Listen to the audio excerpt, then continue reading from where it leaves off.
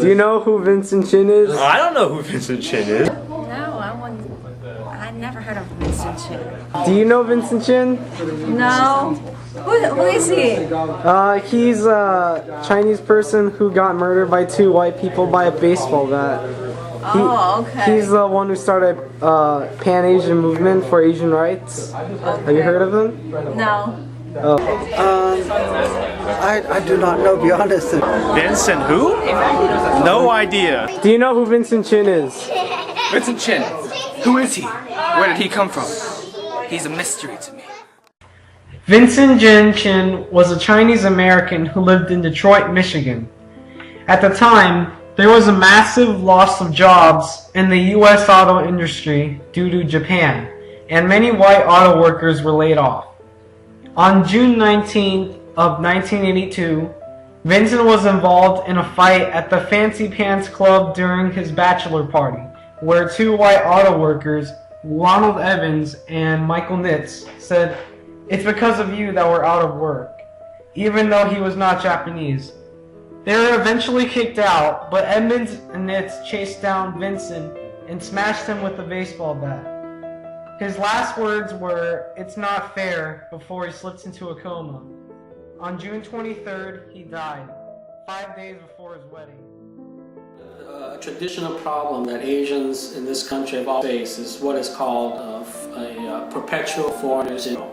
And what that is it doesn't matter how long you've lived in this country, it doesn't matter how well you may speak English, other people will view you as being a foreigner. It doesn't matter how many generations you've lived here, because you have an Asian face, people see you as not being a real American. And if you're not a real American, then perhaps you're more susceptible to being disloyal to this country. And if you are disloyal to this country, then maybe you are not, you should be granted the same rights and privileges as regular Americans. People look for a scapegoat. You know, who do we blame for our problems? And Asians have always been sort of an easy scapegoat for people to point their problems at. And certainly in the Vincent Chin case, people, because people were buying more Japanese cars at that time, and a lot of people, hundreds of thousands of people losing their jobs in Detroit, that a lot of Detroiters were pointing a finger at Japan and blaming them for America's economic woes.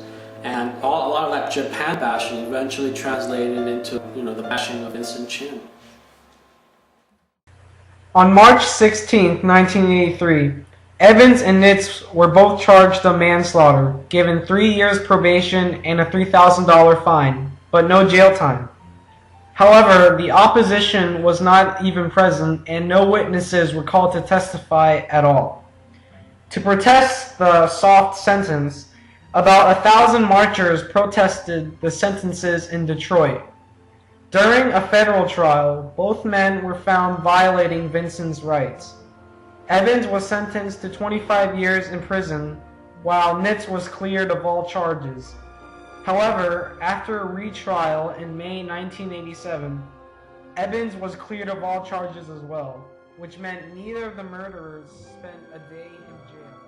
The question of Vincent Chin's citizenship was one of the first things that the federal prosecutors looked at when they were trying to decide whether this was a case that the federal government should be bothered with, that that was within the purview and the federal protection, that an immigrant would be protected, that somebody of Asian ancestry would be protected. And this was debated. This was not a slam dunk foregone conclusion. People across the country were shocked when they heard about the results of the trials and that no one was sent to jail.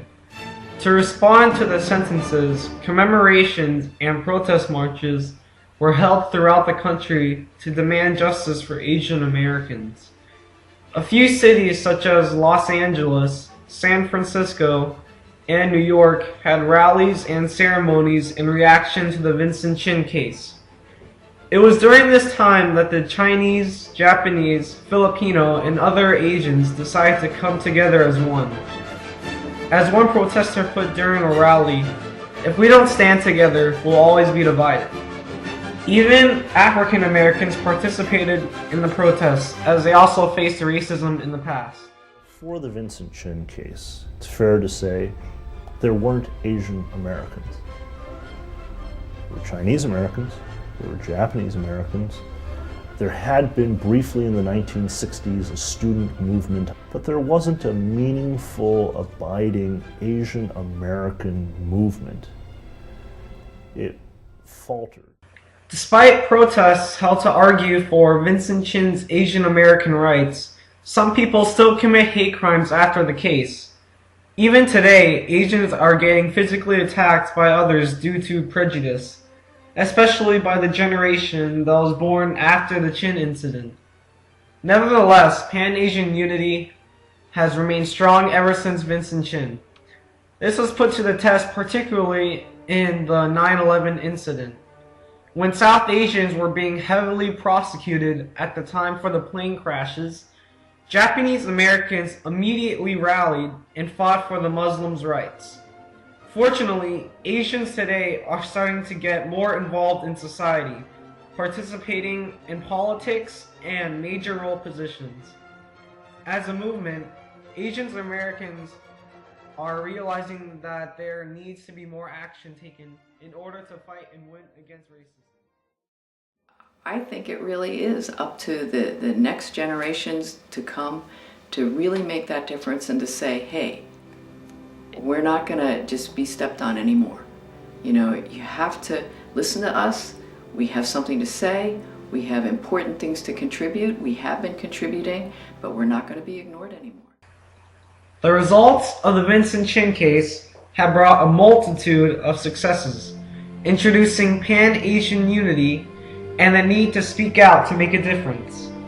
Even though the fact that Evans and Nitz not spending a day in jail can be a judicial failure, courts today go by a different approach, requiring witnesses before judgment.